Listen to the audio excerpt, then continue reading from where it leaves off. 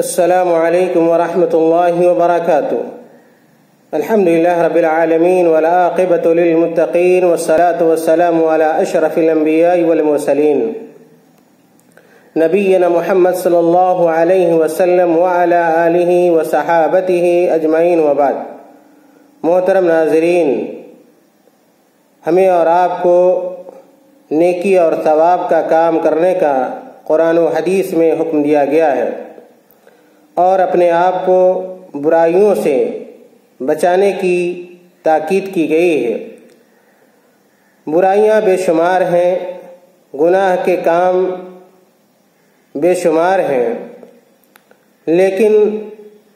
ان گناہ اور برائی کے کاموں میں سے شرک اور بدعت سب سے بڑا برائی کا عمل ہے، برائی کا کام ہے، جس سے ہمیں اور آپ کو ہر حال میں بچنے کی کوشش کرنی چاہیے، اور اپنے آپ کو شرک سے، بدعات سے بچانے کی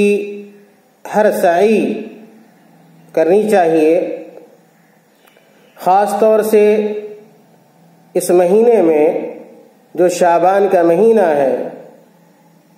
ہمارے بہت سارے مسلمان بھائی جانے اور انجانے میں بہت ساری برائیوں میں، گناہ کے کاموں میں پڑ جاتے ہیں، اپنے آپ کو داخل کر لیتے ہیں، بدعات کا، منکرات کا ارتکاب کرتے ہیں، ایسے اعمال کو انجام دیتے ہیں جس کی شریعت میں کوئی دلیل موجود نہیں ہے۔ خاص طور سے 15ویں شعبان کی عبادت کو انجام دیتے ہیں، عبادت کے لیے اس دن کو اور رات کو خاص کرتے ہیں، حالانکہ جب ہم قرآن و حدیث کا جائزہ لیتے ہیں، قرآن کی آیتوں کو پڑھتے ہیں، آپ صلی اللہ علیہ وسلم کی حدیثوں کو دیکھتے ہیں، تو 15ویں شعبان کی کوئی حقیقت اور اس کی کوئی خاص فضیلت ہمیں نہیں ملتی ہے۔ 15ویں شعبان سے متعلق اور اس کی عبادت سے متعلق جو بھی حدیثیں وارد ہوئی ہیں، وہ تمام حدیثیں یا تو ضعیف ہیں یا تو موضوع ہیں، جس کی وضاحت اہل علم نے اپنی کتابوں میں کی ہے۔ محترم ناظرین، اس لیے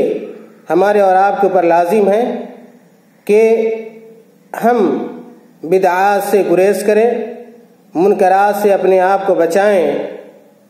اس لیے کہ بدعات کی سنگینی کو اور اس کی خطرناکی کو اللہ کے نبی صلی اللہ علیہ وسلم نے اپنی حدیثوں میں بیان کیا ہے۔ ام المومنین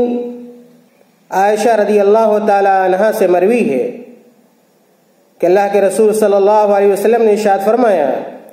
من احدث فی امرنا هذا ما ليس منه فهو رد۔ اسی طرح اللہ کے نبی صلی اللہ علیہ وسلم نے ایک دوسری حدیث کے اندر ارشاد فرمایا، من عمل عملا ليس عليه امرنا فهو رد۔ بڑی معروف حدیث ہے۔ اللہ کے رسول صلی اللہ علیہ وسلم نے فرمایا کہ جس نے ہمارے اس دین میں کسی نئی چیز کو ایجاد کیا جو اس میں نہیں ہے تو وہ ناقابل قبول ہے۔ اسی طرح اللہ کے نبی صلی اللہ علیہ وسلم کی دوسری حدیث کا مفہوم یہ ہے کہ جس نے کوئی ایسا عمل کیا